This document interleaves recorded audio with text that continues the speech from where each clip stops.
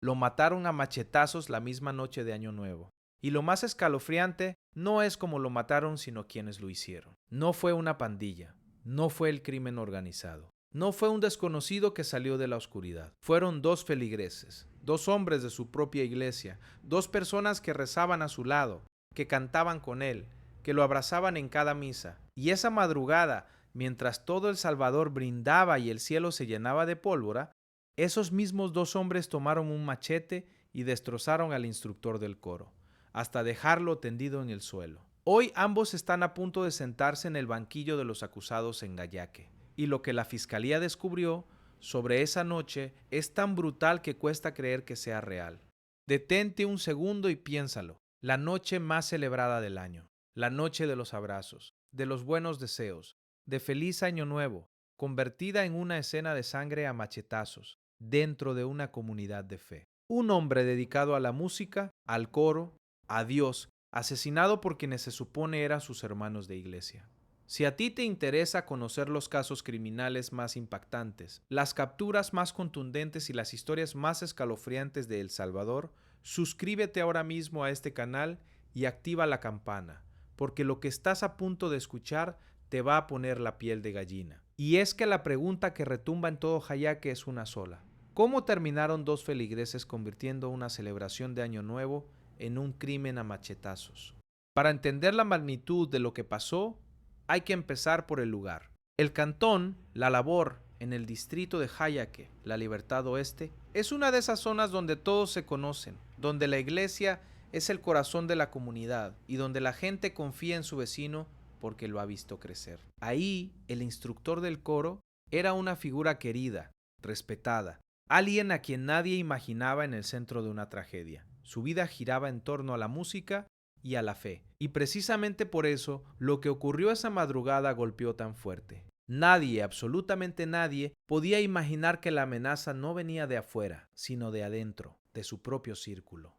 Esa noche todo empezó como una reunión cualquiera. Según la Fiscalía General de la República, la víctima departía tranquilamente por la llegada del Año Nuevo, junto a las personas con las que compartía su fe. Había confianza, había cercanía, había años de convivencia de por medio. Nadie hablaba de rencores, nadie mostraba un arma, nadie levantaba la voz. Era la clase de reunión que se repite en miles de hogares salvadoreños cada 31 de diciembre. Y sin embargo, en cuestión de minutos, ese ambiente de celebración se rompió en pedazos y dio paso a algo tan violento, que hoy tiene a dos hombres tras las rejas y a toda una comunidad marcada para siempre.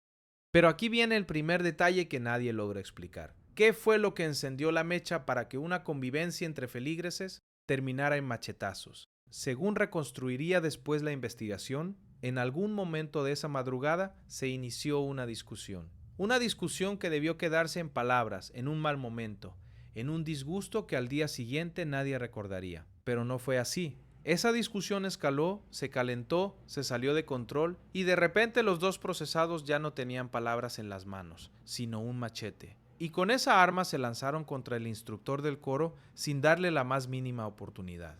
Cuando la policía llegó al lugar, la escena hablaba por sí sola. El cuerpo presentaba heridas múltiples, profundas, repartidas en distintas partes del cuerpo, el tipo de lesiones que no dejan lugar a dudas sobre la ferocidad del ataque. No eran los rasguños de un simple forcejeo, era un ensañamiento, y esa brutalidad fue la primera señal de que la historia que algunos intentaban contar esa madrugada no coincidía con lo que gritaba la evidencia. Los investigadores lo notaron de inmediato.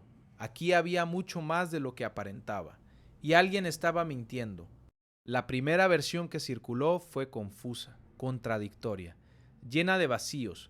Se hablaba de una pelea, de un accidente, de un altercado que se fue de las manos. Pero la fiscalía tomó el caso y empezó a tirar del hilo. Y mientras más tiraban, más se enredaba todo. Los testimonios no coincidían entre sí. Las declaraciones cambiaban de una persona a otra. Y había gente que parecía saber mucho más de lo que estaba dispuesta a admitir. Y fue justo al cruzar esas versiones cuando los investigadores encontraron algo que apuntó casi de inmediato hacia dos personas que jamás habrían estado en el radar de nadie. Esos dos nombres pronto llenarían los expedientes. José Quinto Cruz Dimas, dos feligreses, 2 hombres integrados en la misma comunidad de fe que la víctima. Al principio parecía imposible de creer. ¿Cómo iban a estar involucradas justamente esas 2 personas, tan cercanas al entorno del instructor del coro, tan conocidas en el cantón? Pero las pruebas no entienden de apariencias ni de reputaciones, y la fiscalía, paso a paso, fue reuniendo elementos que los colocaban en el centro exacto de la escena, en el momento exacto del ataque, cerrando cualquier posibilidad de escape. Y entonces surge la pregunta que muchos en Hayek todavía se hacen. Si estos 2 feligreses eran tan conocidos, ¿por qué no los detuvieron de inmediato esa misma madrugada? La respuesta tiene que ver con la forma en que se construye un caso sólido. No basta con sospechar ni con señalar. La fiscalía necesitaba amarrar cada prueba, cada pericia, cada declaración, para que ninguna defensa pudiera derrumbar la acusación en cuestión de minutos. Así que mientras los 2 hombres creían que la confusión de esa noche los protegería para siempre, el cerco se cerraba en silencio, prueba por prueba, sin que ellos lo notaran. Los días siguientes fueron una carrera contra el tiempo. Los investigadores recopilaron el informe forense, reconstruyeron los movimientos de cada uno de los presentes, analizaron cada versión y detectaron las mentiras sembradas para desviar la atención. Y poco a poco, la historia falsa de una pelea que se salió de control comenzó a desmoronarse como un castillo de arena. Lo que quedó al descubierto fue un panorama mucho más grave, en el que el ataque con el machete no encajaba como un accidente ni como un impulso ciego, sino como algo que las autoridades terminarían calificando con todo el peso de la ley: homicidio agravado. Lo que casi nadie sabe es qué pasó el día en que finalmente cayeron, porque asegurar a los 2 procesados no fue tan simple como firmar una orden y tocar una puerta. Había que actuar con precisión, evitar que alguno intentara desaparecer entre los cerros o huir hacia otro cantón, y garantizar que ambos quedaran bajo custodia, sin perder una sola prueba en el camino. Cada movimiento estaba calculado, y cuando por fin las autoridades dieron el paso definitivo, los 2 feligreses que creían haber engañado a todos entendieron demasiado tarde que su mentira acababa de terminarse para siempre. El momento de la caída fue el punto de quiebre de todo el caso. De un día para otro, quienes se paseaban con total tranquilidad por su comunidad pasaron a estar señalados formalmente por la muerte de un hombre al que muchos apreciaban. La noticia corrió como pólvora por todo el distrito. La gente no lo podía creer. Vecinos, conocidos, personas que habían compartido con ellos en la iglesia se quedaron mudas al enterarse de quiénes eran realmente los acusados, de ese crimen que había manchado de sangre la llegada del Año Nuevo en Jayaque. Y aquí el caso da un giro que nadie vio venir, porque cuando la fiscalía presentó toda su prueba ante el juez, quedó claro que este expediente era mucho más contundente de lo que los propios acusados imaginaban. Durante la audiencia preliminar, el juzgado de instrucción de Izalco admitió absolutamente toda la prueba que la fiscalía había reunido, no una parte, no la mitad, toda. Y con esa base, la decisión judicial fue tajante. Ambos debían permanecer en detención provisional mientras enfrentaban el proceso que los llevaría directo al juicio. Ese fue el instante en que las puertas se cerraron detrás de José, Vidal García Girón y Francisco Cruz Dimas. Ya no había vuelta atrás, ya no había versión alternativa que valiera. La celebración de Año Nuevo que habían intentado enterrar bajo el silencio y las mentiras regresaba ahora para perseguirlos, esta vez con el peso completo de la justicia salvadoreña encima. Y mientras ambos entraban al sistema a esperar su juicio, afuera empezaban a brotar preguntas mucho más incómodas sobre lo que en verdad ocurrió esa madrugada dentro de esa comunidad de fe. Porque hasta ahora solo conoces cómo cayeron y cómo terminaron tras las rejas, pero todavía no sabes lo más impactante de toda esta historia. ¿Qué fue exactamente lo que pasó en esos minutos fatales? ¿Por qué 2 feligreses terminaron destrozando a machetazos al instructor de su propio coro? ¿Y qué reveló la investigación sobre el verdadero rostro de esa noche de Año Nuevo? Y precisamente eso, es lo que estás a punto de descubrir en la siguiente parte, donde todo lo que creías entender sobre este caso va a cambiar por completo. Para entender esta pesadilla hay que retroceder mucho antes de la noche de Año Nuevo, porque la semilla de este crimen no se plantó esa madrugada. Llevaba meses pudriéndose en silencio. Desde afuera, todo parecía perfecto. Una iglesia unida, un coro afinado, un grupo de feligreses que se saludaban con una sonrisa cada domingo y compartían la misma fe. Pero debajo de esa fachada de armonía había algo descomponiéndose, una tensión que nadie quería ver y que crecía misa tras misa, ensayo tras ensayo. Y en el centro de esa tensión, sin siquiera imaginarlo, estaba el hombre que dirigía los cantos de esa comunidad, ajeno por completo al odio que se estaba gestando a su alrededor. Porque el instructor del coro no era un feligrés cualquiera. Con el tiempo, se había convertido en la figura más querida y admirada de toda la iglesia. Tenía talento, tenía carisma, la gente lo buscaba, el párroco confiaba en él, y cada vez que dirigía al coro se llevaba los elogios de toda la comunidad. Para la mayoría, eso era motivo de orgullo. Pero para dos personas muy concretas, cada aplauso que él recibía era una espina que se les clavaba un poco más hondo. Dos hombres que llevaban años en ese mismo coro, cantando en la sombra, convencidos de que ese lugar, ese reconocimiento y esa admiración debían ser suyos y no de él. Y aquí aparece lo que nadie veía, lo que estaba escondido detrás de los cánticos y los rezos. ¿Qué pasa cuando la envidia se disfraza de hermandad durante demasiado tiempo? Esos dos feligres no odiaban a la víctima por algo que les hubiera hecho. La odiaban por lo que representaba, todo lo que ellos soñaban, ser y jamás lograron. Cada ensayo era un recordatorio de su lugar secundario. Cada felicitación al instructor era sal directa en una herida que ellos mismos alimentaban a solas. Y ese rencor, el que no se dice, el que se traga y se guarda detrás de una sonrisa, es el más peligroso de todos, porque no se descarga poco a poco, se acumula, presiona y un día estalla de golpe, sin aviso, arrasando con todo. Durante meses lograron esconderlo a la perfección. Cantaban a su lado, lo abrazaban en cada misa, le daban la mano, le decían, hermano, y por dentro todo ese tiempo lo estaban odiando, porque que nadie se engañe. El hábito no hace al santo, y a veces el mal se esconde justo en el último lugar donde uno lo buscaría, dentro de una iglesia, entre los rezos y los cánticos. No todo el que reza cada domingo lleva a Dios por dentro, ni todo el que canta en un coro tiene el alma limpia. Y esa madrugada de Año Nuevo, con la reunión, la confianza y sobre todo el alcohol bajando todas las defensas, el veneno que esos dos hombres llevaban guardado, por fin encontró la manera de salir. Y esta es la verdad que lo revienta todo, la que convierte este caso en una auténtica pesadilla.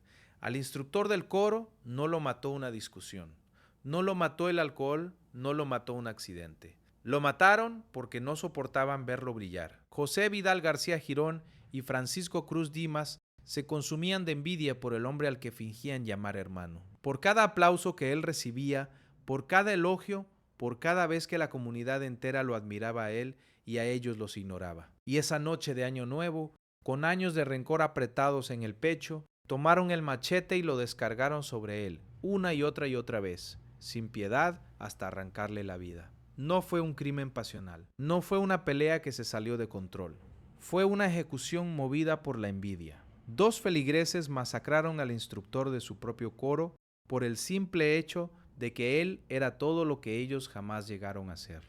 Con ese motivo sobre la mesa, la discusión de esa noche deja de ser un misterio y se vuelve algo escalofriante. No surgió de la nada.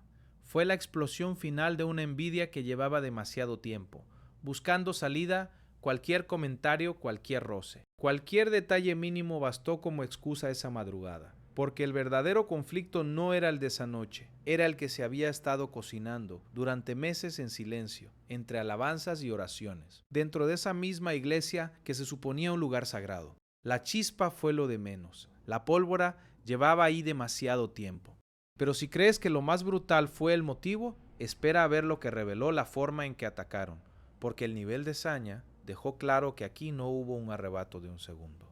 El informe forense fue demoledor. Las heridas no eran superficiales ni aisladas, eran múltiples, profundas, repartidas por distintas partes del cuerpo. El tipo de lesiones que solo deja quien ataca con toda la intención de que la víctima no se levante nunca más. Ese ensañamiento encajaba a la perfección con la teoría de la envidia acumulada. No era la rabia de un instante, era el odio de años saliendo de golpe, machetazo tras machetazo, como si con cada golpe intentaran borrar todo lo que él representaba y ellos nunca alcanzaron.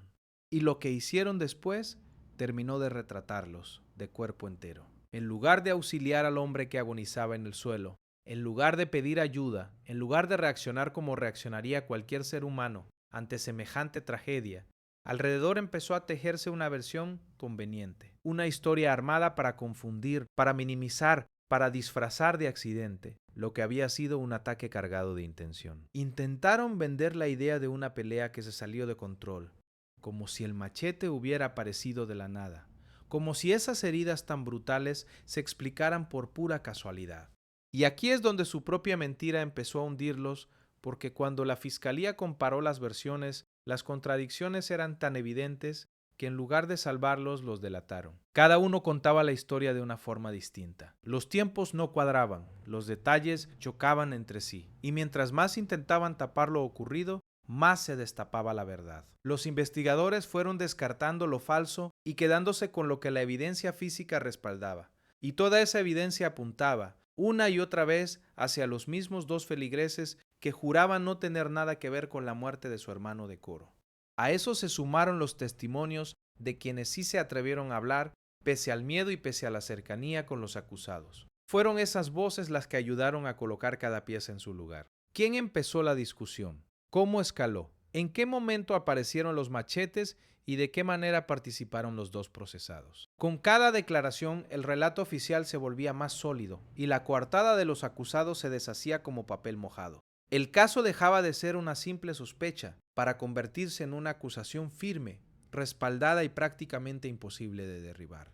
Y aquí viene un dato clave que muchos pasan por alto. No se les acusa de un homicidio simple, sino de homicidio agravado. Y esa diferencia lo cambia absolutamente todo. El homicidio agravado es una de las figuras más severas de la legislación salvadoreña, reservada para los casos donde concurren circunstancias que hacen el crimen especialmente grave. Que la Fiscalía haya calificado así los hechos no es un detalle menor. Revela el peso de la evidencia y la magnitud de lo que, según la acusación, ocurrió esa madrugada, dentro de esa comunidad de fe. Y esa calificación marca directamente el tipo de condena que ambos podrían llegar a enfrentar. Con toda esa base construida, la Fiscalía llevó el caso a la audiencia preliminar ante el Juzgado de Instrucción de Izalco. Ese momento era decisivo. Ahí se ponía a prueba si meses de investigación resistirían el filtro judicial o si la defensa lograría tumbar, aunque fuera una parte de la acusación. Todo estaba en juego: las pruebas, los testimonios, la memoria de la víctima y la esperanza de justicia. De toda una comunidad que aún no lograba creer que semejante horror hubiera nacido entre las bancas de su propia iglesia. El juez no admitió una parte de las pruebas ni la mitad. Admitió absolutamente toda la prueba presentada por la Fiscalía. Y esa señal fue demoledora para la defensa. Cuando un juzgado da por válido todo el material probatorio, está enviando un mensaje contundente sobre la fortaleza del caso, que llegará a juicio. No quedaron pruebas descartadas, no hubo elementos declarados inservibles, no se abrió una sola grieta por donde escapar. Todo el peso de la investigación quedó en pie, intacto, listo para caer sobre los dos acusados, en la etapa decisiva del proceso. Y como consecuencia directa de esa contundencia, el juzgado ordenó que José Vidal García Girón y Francisco Cruz Dimas permanecieran en detención provisional, mientras esperan su juicio. Nada de medidas sustitutivas, nada de enfrentar el proceso en libertad. Ambos quedaron encerrados, cargando sobre sus hombros una acusación de homicidio agravado y la evidencia completa de la Fiscalía, lista para presentarse en su contra. La envidia que los carcomió durante años, ese veneno que disfrazaron de hermandad, los terminó llevando directo a una celda. Pero por más contundente que parezca todo esto, la historia todavía no termina, porque falta la parte que definirá el destino de estos dos feligreses, para siempre: el juicio. La posible condena y las reacciones de una comunidad que jamás imaginó que la envidia podía esconderse entre rezos y acabar en semejante masacre. Falta saber a cuántos años de prisión podrían enfrentarse. ¿Qué intentará la defensa para salvarlos?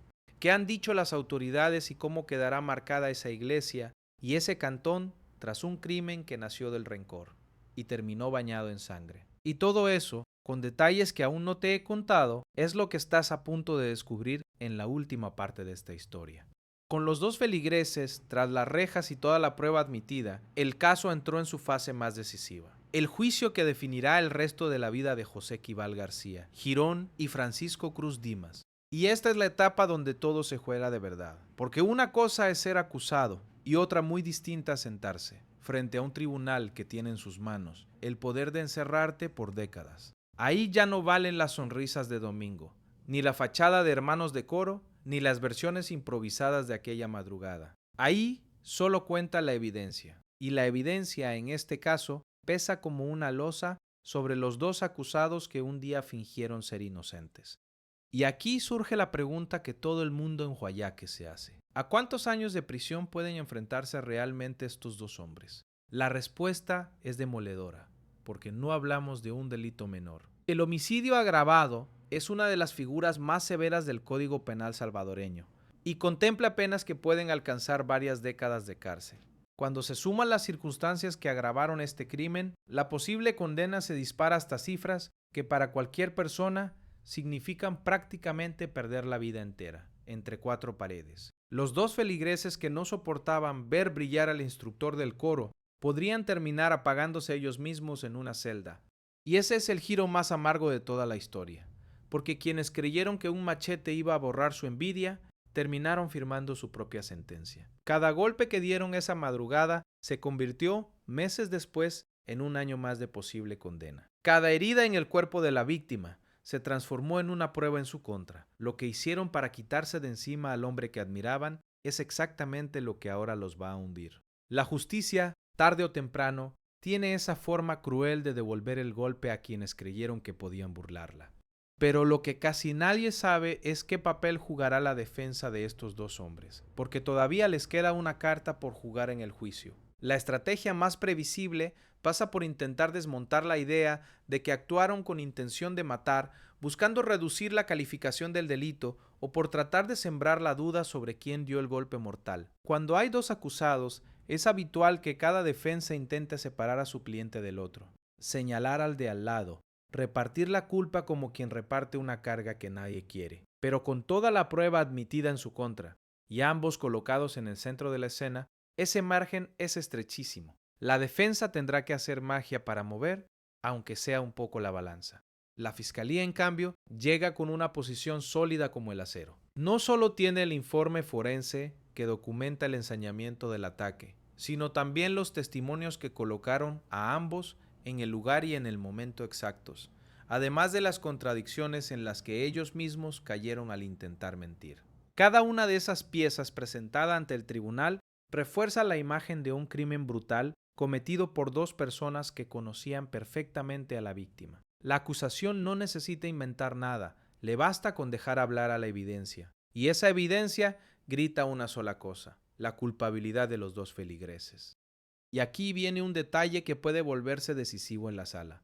¿Qué pasará cuando los testigos que sí se atrevieron a hablar tengan que mirar de frente a los acusados? Porque una cosa es declarar durante la investigación y otra muy distinta es sostener esa versión delante del tribunal, con los dos hombres a pocos metros observando cada palabra. Ese momento suele ser uno de los más tensos de cualquier juicio, y en este caso puede terminar de sepultar a los acusados. Si los testigos mantienen su relato con firmeza, la teoría de la defensa se derrumba por completo y el camino hacia la condena queda prácticamente despejado. Y aquí viene algo que golpeó especialmente fuerte a toda la comunidad: la reacción de la iglesia y de los vecinos, al enterarse de quiénes eran realmente los responsables. Porque no hablamos de forasteros ni de delincuentes conocidos. Hablamos de dos personas que se sentaban en las mismas bancas, que cantaban en el mismo coro, que compartían el pan y la oración cada semana. Cuando en el cantón La Labor se supo que los acusados eran ellos, la incredulidad fue total. Nadie quería creerlo. La gente se preguntaba cómo era posible que el mal hubiera estado tanto tiempo ahí, disimulado entre rezos, sin que nadie lo notara jamás. Esa sensación de traición marcó a todos, porque cuando el crimen viene de afuera, uno puede protegerse, desconfiar, tomar precauciones, pero cuando viene de adentro, de tu propia comunidad de fe, de las personas con las que compartes lo más sagrado, se rompe algo que no se arregla fácil: la confianza. La iglesia, que era un refugio de paz, quedó marcada para siempre por la sombra de lo que pasó esa madrugada de Año Nuevo. Y muchos, todavía hoy, no logran mirar el coro de la misma manera, porque cada silla vacía les recuerda que el horror se sentó entre ellos. Lo que más impactó a la gente, sin embargo, fue darse cuenta de una verdad incómoda, que estar en la casa de Dios no vuelve a nadie un hombre de Dios, que se puede cantar, rezar y aparentar santidad, mientras por dentro se cocina el odio más oscuro, que el hábito no hace al santo, y que a veces el peligro más grande no está en el callejón oscuro, sino en la sonrisa amable del que se sienta a tu lado en misa. Ese fue el aprendizaje amargo que dejó este caso en toda una comunidad que creía tenerlo todo bajo control y descubrió de la peor forma que el mal también sabe rezar y también sabe fingir. Mientras tanto, la memoria del instructor del coro sigue viva entre quienes lo apreciaron de verdad. Un hombre que dedicó su vida a la música y a su fe, que jamás imaginó que la admiración que se ganó a pulso terminaría convirtiéndose en su condena de muerte. Su ausencia dejó un vacío que ninguna sentencia podrá llenar, porque por más años de cárcel que caigan sobre los responsables, nada le devolverá la vida, ni le devolverá a su familia al hombre que les arrebataron esa madrugada. Y esa es la herida que ningún fallo judicial logra cerrar del todo. Y aquí queda la gran incógnita que mantiene a todos en vilo. ¿Lograrán José Vidal García Girón y Francisco Cruz Dimas la condena máxima o la defensa conseguirá arrancarles algunos años en el último momento? Esa respuesta está en manos del tribunal y se definirá en la etapa del juicio, donde cada prueba, cada testimonio y cada argumento pesará como oro. Lo que está claro es que el camino para los dos acusados luce cuesta arriba, con una montaña de evidencia en contra y una calificación de homicidio agravado que no da mucho espacio para la clemencia ni para las medias tintas. Lo que ocurra en ese juicio marcará un precedente para toda la zona, porque casos como este, donde el agresor es alguien tan cercano a la víctima, recuerdan que la violencia no siempre viene de donde uno la espera. La justicia salvadoreña tiene ahora la oportunidad de mandar un mensaje claro, que ni la cercanía ni la fe compartida, ni la máscara de la hermandad sirven de escudo cuando se comete un crimen tan brutal. Y ese mensaje se escribirá con la sentencia que reciban estos dos feligreses que un día cantaron junto a su víctima. Pero hay algo más que muchos se preguntan y que podría añadir un capítulo inesperado a esta historia. ¿Aparecerán nuevos detalles durante el juicio que aún no se han hecho públicos? En casos como este, es frecuente que en la etapa de vista pública salgan a la luz elementos que durante la investigación se mantuvieron reservados. Pericias, mensajes, antecedentes, testimonios que nadie esperaba. Cualquiera de esos detalles podría reforzar todavía más la acusación o revelar aristas del caso que hasta ahora permanecían ocultas. Por eso, este juicio no solo definirá una condena, podría destapar verdades que aún nadie conoce. Por ahora, ambos permanecen en detención provisional, contando los días que los separan del momento en que un tribunal decidirá su destino. Lejos del coro, lejos de los aplausos que tanto envidiaron, lejos de la comunidad que un día los vio como hermanos de fe, encerrados con el peso de lo que hicieron y con la certeza de que la envidia que dejaron crecer en silencio los arrastró hasta el peor lugar en el que podían terminar. La celebración de Año Nuevo que quisieron manchar de sangre se convirtió al final en el principio de su propia caída. Y mientras El Salvador espera el desenlace de este juicio que estremeció a toda una comunidad, quedan preguntas que solo el tiempo y el tribunal podrán responder. Preguntas sobre la condena final, sobre lo que revelará cada audiencia, sobre los detalles que aún no han salido a la luz y que podrían cambiarlo todo una vez más. Porque en casos como este, cuando uno cree que ya lo sabe todo, siempre aparece algo nuevo que vuelve a estremecer y obliga a mirar la historia con otros ojos. Y precisamente por eso no te muevas de este canal, porque estamos siguiendo muy de cerca cada paso de este caso, y muy pronto vamos a contarte lo que ocurrió en las siguientes audiencias. Los giros que nadie vio venir y los detalles más impactantes que todavía están por salir a la luz. El próximo video ya te está esperando aquí mismo, y lo que vas a descubrir en él te va a dejar con la boca abierta. Así que dale play ahora y sigue conmigo.